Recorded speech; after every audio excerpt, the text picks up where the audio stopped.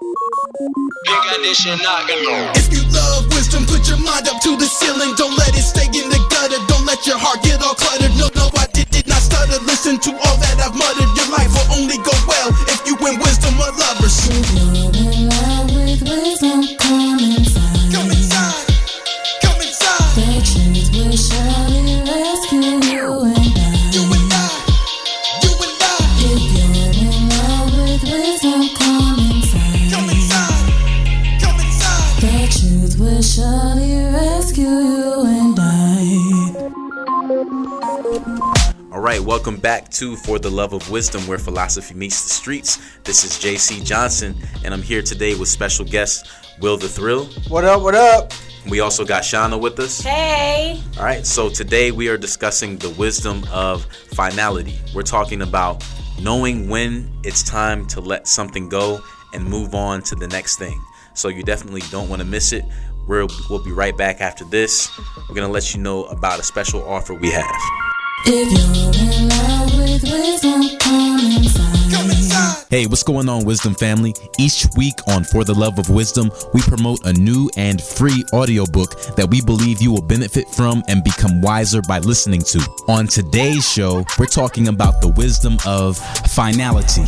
And so, the recommended book for this week is Necessary Endings by Dr. Henry Cloud. This book is about how everything in life has seasons, and we have to be able to recognize when something's time has passed and when it's time to move on to something greater. To download this free book today, just visit audibletrial.com/lovewisdom. Audible is spelled AUDIBLE, so that's audibletrial.com/lovewisdom.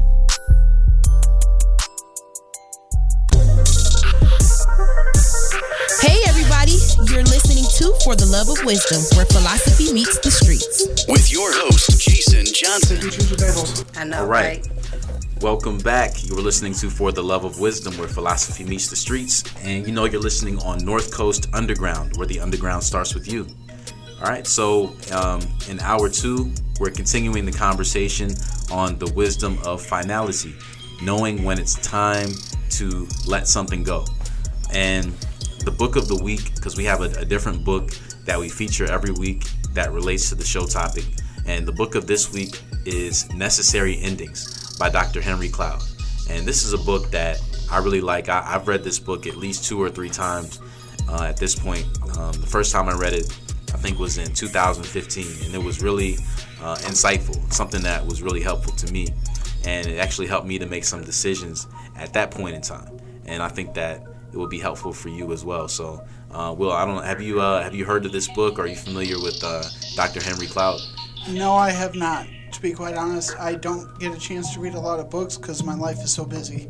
Hey, you know, that is cool. But, you know, the cool thing about this and, you know, some of the other books that we feature is that all of these books that we talk about on the show are ones that you can actually listen to. So there's an audiobook version. Because I know for me, I don't really have as much time as I used to, you know, sit down and flip through, you know, pages of a book. So I usually just listen to books, you know, whether I'm in the car or I'm going for a walk or working out or whatever. I like to just listen. You know, that for me, that's just the best way for me to, you know, get the information. I like to, read. I have a fine literature collection. I love books. So does my wife. She's got 4 bookcases. I love books. I'm going to find the time to read. Yeah, and, you know, everyone has their preference. Mm-hmm. I prefer, you know, being able to just sit down and read it. But realistically, I know that if I keep saying, okay, let me, you know, I'm going to, you know, put aside this time or whatever, then I know it's not going to happen. So for me, it's just easier just to press play and let it just, you know, come through my ears. Microwave era. Hey, you know. So here's some quotes from the book that stood out to me and ones that I think that you're going to appreciate as well.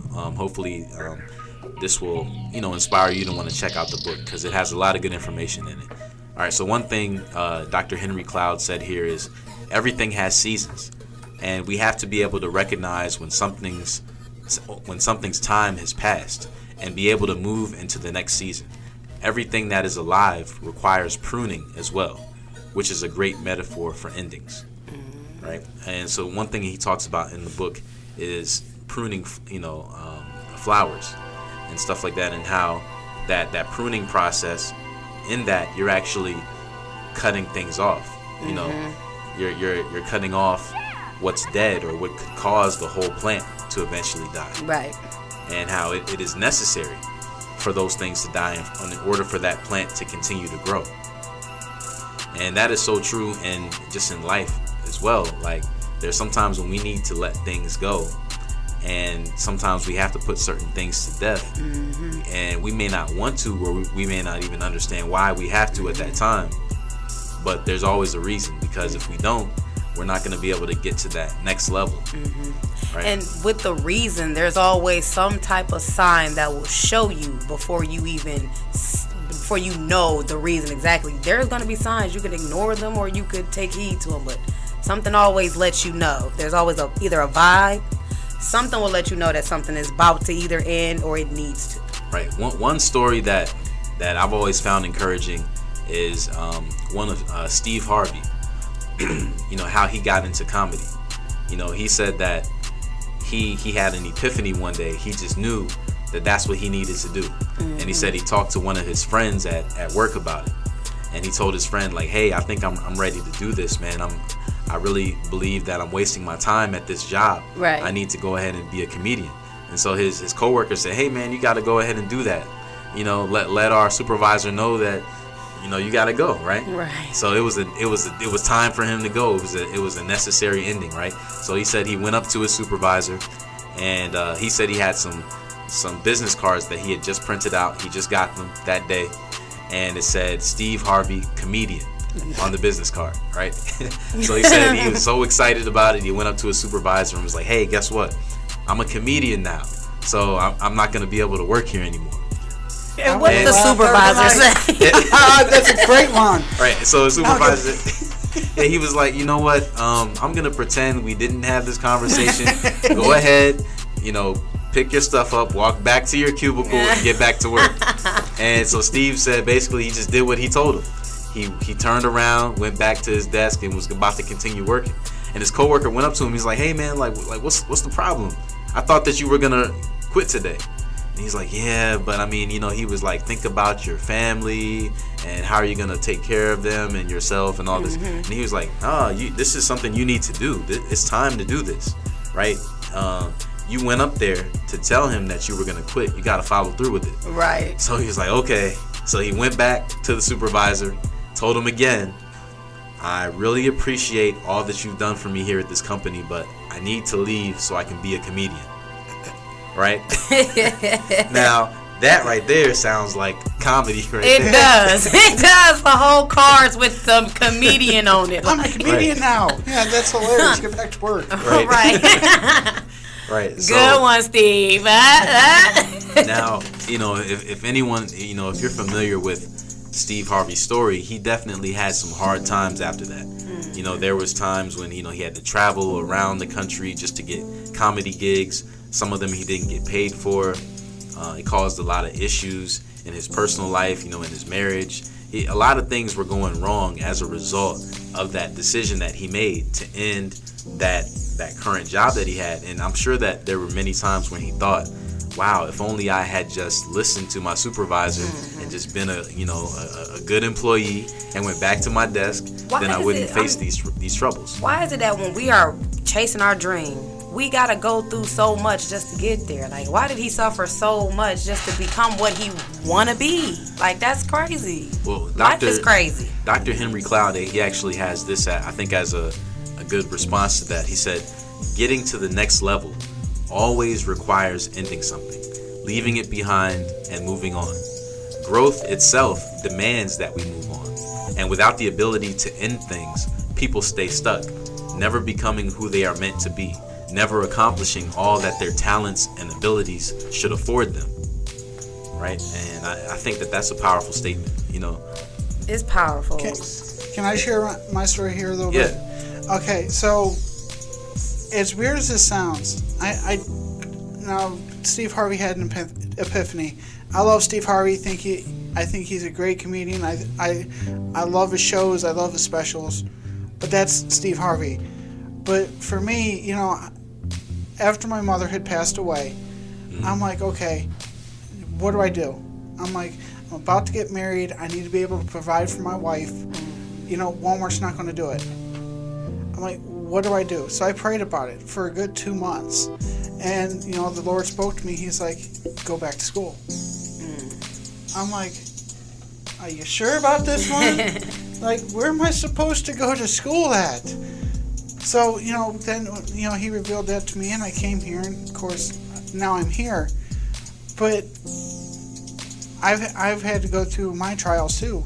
Problems at work, problems with other, you know, people that I work with. You know, my relationship with my fiance has been strained because of some of the choices that, you know, I have made. Granted, you know, the important ones, we talk about it, right. But this was something that would, in the long run, benefit my family. Right, because you're investing more time now into something else, when before your schedule was a little bit more freed up, but now you're making a sacrifice. Yep.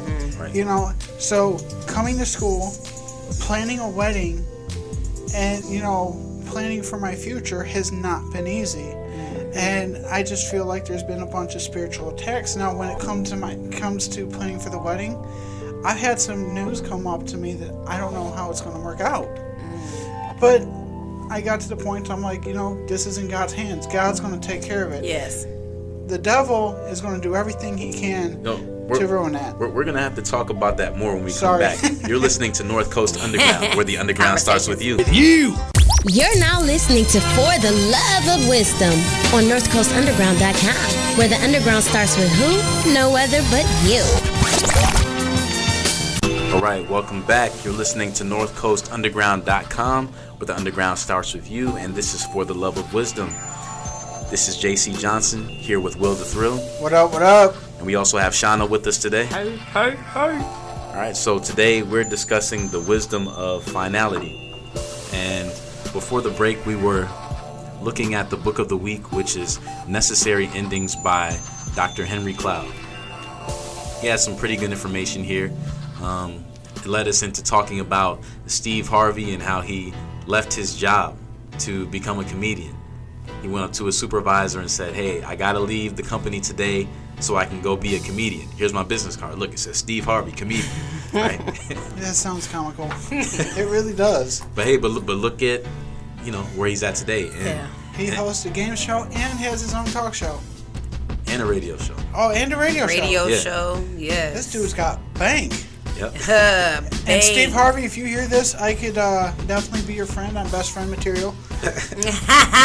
Steve Harvey, when you coming back to Cleveland?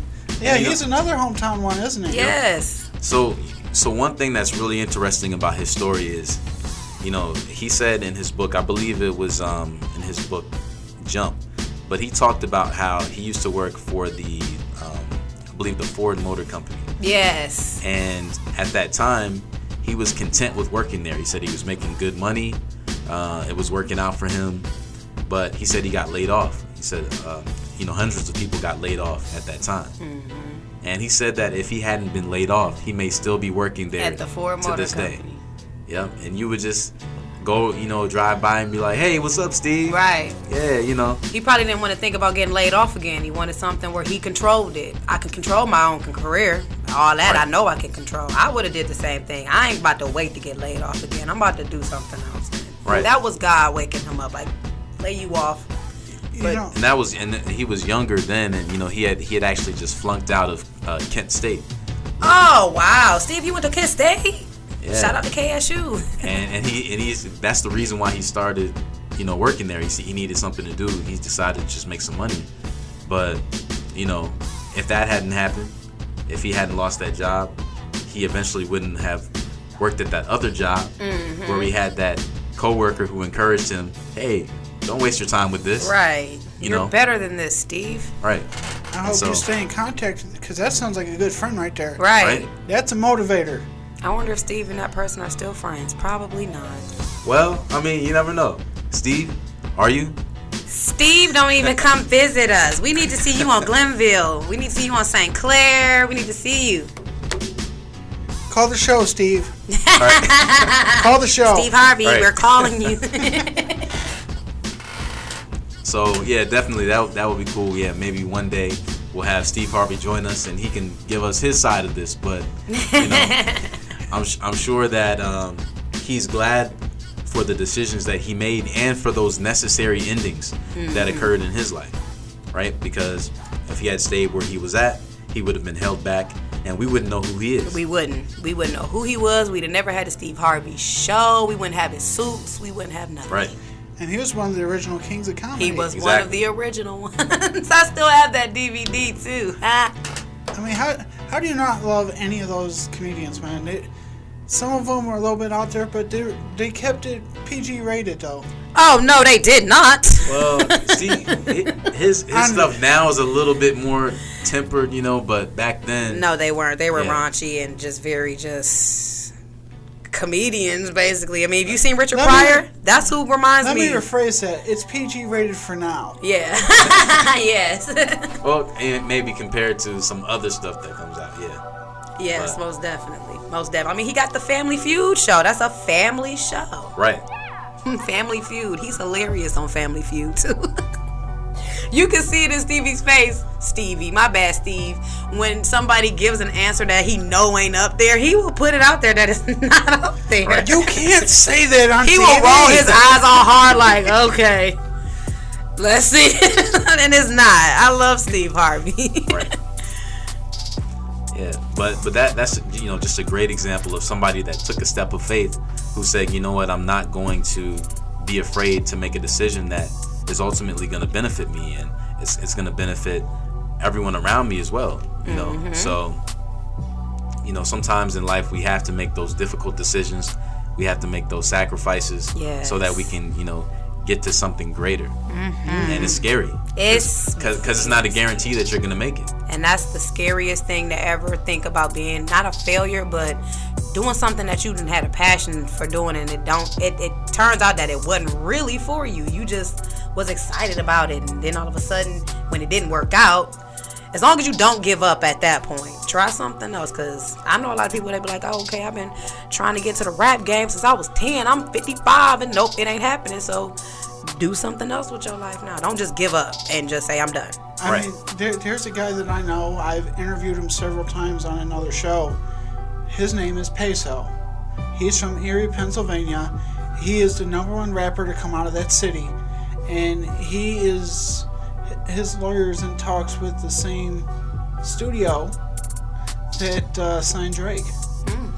So, I mean, this guy, he does his thing every day. He is out there every day, 13, 14 hours a day, selling his music. Just selling his music. Because he's promoting himself, #1. I mean, that's how most of them do it. They promote themselves, and if you get enough noise in your own backyard, then you can capture the whole world. And that's the only way to do it too. So, like you said, so you mentioned that guy who he said he started when he was 10 and now he's 55. Yeah. But maybe that guy wasn't out there every day.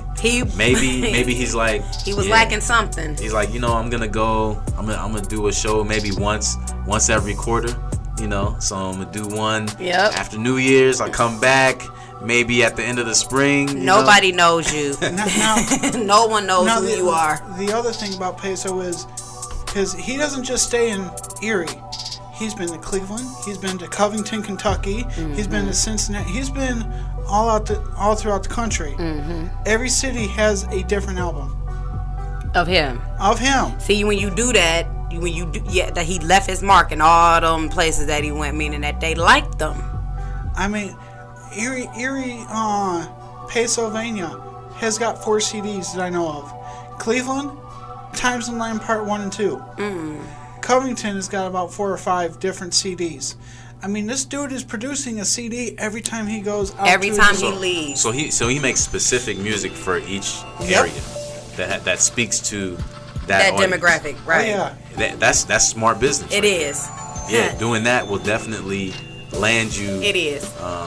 A great opportunity eventually. So he's not just a one-sided artist. He's very versatile. The one I'm thinking of, and this is the actual person, he's one-sided, like seriously, and this is why he hasn't evolved in the business or anything else, because you're not really building a brand. You're not building anything as far as you just put music out there for us to listen to or not listen to, because we don't. There's something you missing. In order for you to grab us the way you want to grab us so that you can be out there, the whole world hear you, you got to grab us, and you ain't even grabbed us yet. And we live right next door to you. You ain't grabbed us yet, though. So maybe you need to become a librarian or get your CDLs and truck drive or something, because rapping is not going to happen. All right, you heard it here from Shauna. If you are not making it as a rapper, it's time to retire and become a librarian. or a truck driver. Truck driving, you make bread. Because the rap game is not working for you, honey. And you know what? Everybody has different gifts, you know, and I think that it is good to have honest people. Charlemagne from the Breakfast Club, he talks about how he had an honest person who came to him and said, you know what? You suck as a rapper. You need to just stop rapping. Charlemagne was a rapper. Right, exactly. So we don't know of him as the rapper because it just wasn't there. It just wasn't his calling, you know? No. So, but someone was honest enough to say, you know what? This is not your gift. What you're good at is communicating, and you need to get into radio. That's where your gifting is at. And he said that helped push him from out of the wrong direction, and now he interacts with all the rappers that he probably grew up listening to. Yeah. Now he gets to interview them and stuff. So maybe he's not a rapper himself, but he's still in the culture. He's still in that environment. Definitely, he ain't tried to rap yet. Right. Thank God. Sometimes you just need to play to your strengths. Right. Yeah. More on that after the break. You're listening to For the Love of Wisdom, where philosophy meets the streets. It's your boy, Tear It Up, Tommy Tom from Beyond Sports, and you're listening to For the Love of Wisdom with your host, Jason Johnson. All right, welcome back. You're listening to For the Love of Wisdom, where philosophy meets the streets on North Coast Underground, where the underground starts with you. And we're with special guest, Will the Thrill. What up, what up? And Shauna. Shauna's in the house. Will the Thrill. Where you get the thrill from? This is a thrilling guy, don't you? Okay, let me be honest, okay? The name that I use for my radio show is Will the Thrill. That was a name that was given to me by a manager that I worked with on overnights at Walmart. Oh, okay. He would call me Will the Thrill. The place that I use for the setting is the Village Nation. That came from my pastor. Okay. And I did tell them I'm using it, and they haven't said no, I can't, so that's what it is. It is what it is. Right. Will the Thrill. Will the Thrill. Yeah. And the Village Nation, and you all are the Village people. Dang, yay! Okay. All right. Learn something new. So I'm Willish. Okay. Yeah, Village. I haven't figured out the definition of that yet. I'll get back to you. Okay. All right. So since we're talking about finality, one thing I think would be interesting is looking at some weird movie endings, trying to figure out why movies ended that way. And here's an article called "The Simple Explanations Behind the Most Ambiguous Movie Endings of All Time." All right. Hold on, I have a feeling there's going to be a big movie from this year somewhere on that list. Well, we're not going to have time to go through all of them, but I did pick one to focus on, and this one is Matrix Revolutions. The name. I have not seen that movie in a while, so I forgot the ending. All right, so they say here that the two sequels to the original Matrix were not as well received as their predecessor, with more confusing plots and mystifying elements. It's no surprise the ending of Revolutions caused some problems. All right, so basically in this one, Neo, who is the main character, he dies. Wow, so Keanu Reeves' character dies. Yeah. That's the end of the Matrix? Right. That's why we haven't had any. So you can see why people are upset. So it says there's a lot of fly fighting between Neo and Smith, and confusion abound during the final sequence. Ultimately, Neo sacrifices himself to allow the machines to purge Smith from the Matrix, and his death gave them an access point to directly interact with him. Right, so Neo sacrificed himself, basically, and one thing that I've always found interesting about the Matrix the Matrix, in a lot of ways, it reminds me of the Bible. I think that there's a lot of things that they put in there on purpose. There's a lot of spiritual themes in the Matrix trilogy, all three of the movies. And one of my favorite references in the Matrix is that of the whole blue pill, red pill dilemma, right? And I think that just explains just so many things that we come in contact with in our lives. We have those kind of situations all the time. And when Neo dies, because he sacrifices himself, it's interesting because it's similar to how even Jesus sacrificed himself so that he could save humanity. Very, very similar to the Bible in that regard. But a lot of fans, of course, they were disappointed by that ending, especially those who wanted a Matrix 4 and 5 and 6 and 17. You gotta keep going with the Matrix. Because I haven't seen the Matrix, the last one. I've seen the other ones. Does he get out of the Matrix and he's back to being a normal person, or is he dead? Well, I don't want to ruin it for anyone that wants to watch the movie. Spoiler it. We're not telling you. Yeah, but check it out and you'll see. But of course, there are always ways to bring it back. So Jason if they want to, force me to watch this movie now. So check this out. It's the same with Jesus. Like I said, in his ministry on earth, after healing people, raising some people from the dead, teaching some of the most profound truths of his day, stuff that no one had ever heard before. Then what? He dies. Right. So what's up with that? What's up with that? What's up with that? So that right there is definitely an ending that people had a problem with. So why would God allow the story to end that way? Well, the reason why is because it didn't end. Right? The story didn't end. It actually just began. It did, because he sacrificed himself for someone else to what? In order, after that, then he rose from the dead.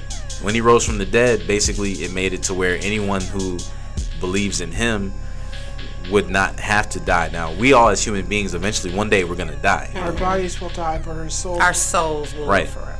And that was his purpose. And no one understood it until it happened. Until now. Until you explained it.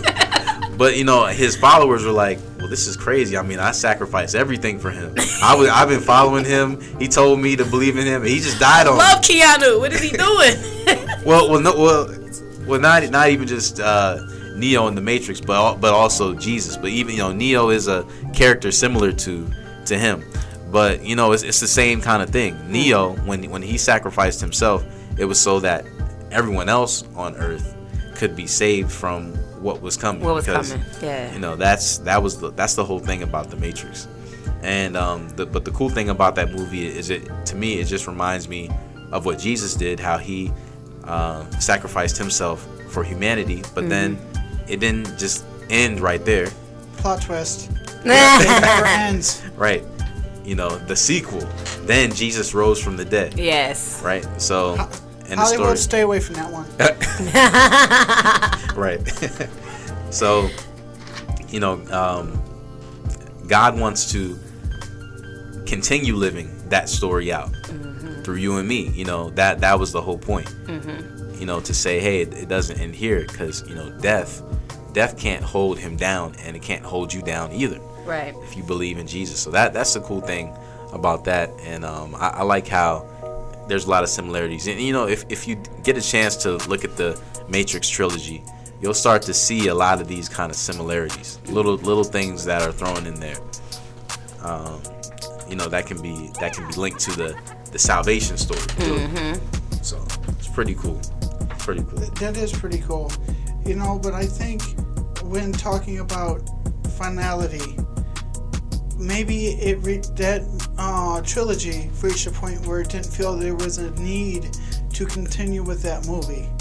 Right. It played the part that it needed to, and it was time to, just kind of like ride off into the sunset. That movie cliche. Sometimes it goes too far, like You think of like even like children's movies like The Land Before Time. There were so many of them. Yes, After a while, I was like, you know what, I can't keep up with all this. That's how they did with Chucky. Like, if y'all make one more Chucky, and I don't understand. Put it like this. Jurassic Park, I'm sorry. Yep, that one. I was just going to say Jurassic Park because I was in 8th grade watching Jurassic Park. And now, Jurassic Park is produced by Miramax Films, correct? Yes. Which is owned by Disney. That's why they're playing it. That's why it's a theme park, Jurassic Park at Disney World. Right. I'm surprised they didn't make an actual just park out of that. You want to know why they didn't? Because it's about dinosaurs that Hold eat people. on. There was 4 movies on why that's a bad idea. Right. I don't think anybody would go to Jurassic Park, the real one. It already has the name Jurassic Park. That'd be perfect. Hold on. You can't say nobody because there's some less than intelligent people out there. They gonna go to Jurassic Park and be scared. Like, I want to pet the dinosaur. Don't let your kid fall in the hole. Right. You taking your kids to Jurassic Park? Oh God. Harambe, we need you. I'm sorry. No to the Jurassic Park. All right, so when we come back, we're actually going to look at some quotes from some different people. We got some from Henry Wadsworth Longfellow, Bernie Siegel, not Beanie Siegel, but Bernie Siegel, No Beanie. J.P. Morgan, and some different ones speaking about the whole topic of finality. And then we're going to also wrap it up with what the Bible has to say. We'll be right back. This is your girl, Juicy Jazzo, and I wanted to let you know I'm all about wisdom. Knowledge is power, power is money, and money makes the world go round. And you're listening to For the Love of Wisdom right now, bleeding out your speakers. Sure. All right, welcome back. You're listening to For the Love of Wisdom, where philosophy meets the streets. And we are on the final segment for today's show. Thank you so much for hanging out with us today as we are discussing the wisdom of finality. Here with special guests Will the Thrill. What up, what up? And Shauna. Hey. And that's Shauna with the U. With the U. Soft A. Right. So, to conclude the show for today, I want to just look at some quotes from some notable people that are speaking about this topic. They're speaking about the wisdom that comes with knowing when it's time to finalize something. All right, so here's one from Henry Wadsworth Longfellow, which is a long name, but that's a mouthful. All right, but he said, great is the art of the beginning, but greater is the art of ending. All right, that's just something to think about. Here's another one from Bernie Siegel. God wants us to know that life is a series of beginnings, not endings. Just as graduations are not terminations, but commencements. Creation is an ongoing process, and when we create a perfect world where love and compassion are shared by all, suffering will cease. That's a pretty interesting one there, something to think about. Here's one from John Pierpoint, aka J.P. Morgan. The first step towards getting somewhere is to decide you're not going to stay where you are. And that's really important, just like how we talked about Steve Harvey before, how he said, you know what, I need to get out of this job so I can really fulfill my dreams. Kind of makes you wonder if you ever read any J.P. Morgan or, looked into how he lived his lifestyle. Right. Here's another one from Joseph Campbell. We must be willing to get rid of the life we've planned so as to have the life that is waiting for us. The old skin has to be shed before the new one can come. Right? And that's just like a snake, right? They get rid of that old skin so they can get that new skin. And then here's one from Mel Gibson. It's a wise man who understands that every day is a new beginning. Yes. Because, boy, how many mistakes do you make in a day? I don't know about you, but I make plenty. You can't turn the clock back, so you have to look ahead. Yes. Well, you can, but it doesn't let you get a second chance. Right. And Mel Gibson, don't start on Mel. Let's come back to Mel in a second. Here's a few quotes now from the Bible talking about this topic. These are some that I think really help to illustrate the point for today. Isaiah, there's two from Isaiah. The first is from Isaiah chapter 43, verses 18 and 19. And it says, forget the things that happened in the past. Do Do not keep on thinking about them. I'm about to do something new. It is beginning to happen even now. Don't you see it coming? I'm going to make a way for you to go through the desert. I will make streams of water in the dry and empty land.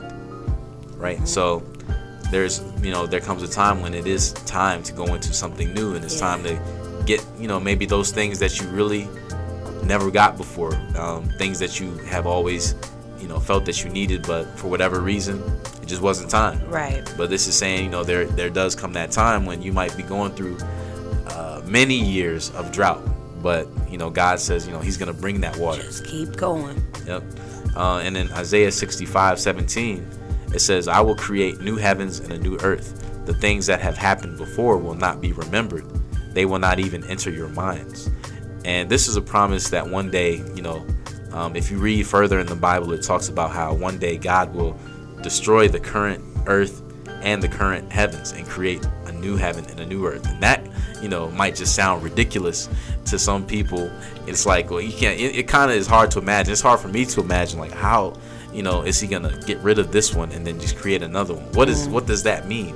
Why? But according to what God says here, this is a necessary ending. In order for that new heaven and that new earth to come, the current heaven and the current earth have to go away. And that can take so long sometimes. That's why every day I'm like, God, if this ain't what I'm supposed to be doing, show me. Because you always do. You're gonna show me. He ain't showed me that I'm supposed to be anywhere else other than where I'm at. Now, I will say this, because I got a picture here right in front of me. It's a message. Don't know who said it. It's written on a coffee cup. Never be afraid to try something new. Remember, amateurs built the Ark, professionals built the Titanic. And the Titanic sunk. Right. And that ship that Noah built was stronger than... Yep. Well, he did have someone give him the exact measurements. Just throwing it out there. But when taking Noah into... bring him into this conversation, that was a necessary ending. You had that drought. Everybody was living their own life. Like, hey, you had a chance to repent. Right. Everybody called him crazy. Yeah. But when he was floating on that boat, like, I tried to tell you. And I'm alive and y'all all drowned. So, well. Now, I will say this. If you're interested in seeing the Ark and how, a replica of it, you can go to Williamsburg, Kentucky, and they have the Ark encounter. And it will show you, the designs of how they feel the inside was built. The thing is huge. I believe it. I mean, he had to get 2 of every single solitary creature. Right. Now, before we end the show, I wanted to give you one last scripture just to think about. This one is from Revelation chapter 21. And this promise is awesome, because there's people who go through all types of trouble in this life. People have been through some horrendous stuff that is just too crazy to even mention on the radio, right? But here's the promise that God says. He says one day all of that pain that you're going through, all that's going to come to an end. He said he will wipe away every tear from their eyes. There will be no more death, and there will be no more sadness. There will be no more crying or pain. Things are no longer the way they used to be. He who was sitting on the throne said, I am making everything new. And that's an awesome promise, from God's word to say, hey, no matter what you go through in this life, just remember that this life is not all there is. There's a rock group by the name of House of Heroes. They have an album called The End Is Not the End, right? And I think that that's pretty profound. And just talking about that, like, hey, stuff may happen and you might feel like you are defeated in this life, but actually you're not, because there's a life to come. There's something greater on the other side. So just something to think about. All right, well, thank you for listening. We're out. Bye. Bye.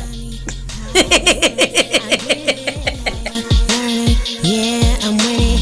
Only get better with time. You got on my mind with wisdom. There's no limit. There's no limit. Get up and get it. Can achieve the impossible. Conquer every obstacle. Exhausted from grinding, constantly push and do what they say I could. Life is what you make it. Knowledge is power, don't let them take it. If you're in love with wisdom, come inside. Come inside. Come inside. The truth will surely rescue you and I. You and I. You and I. If you're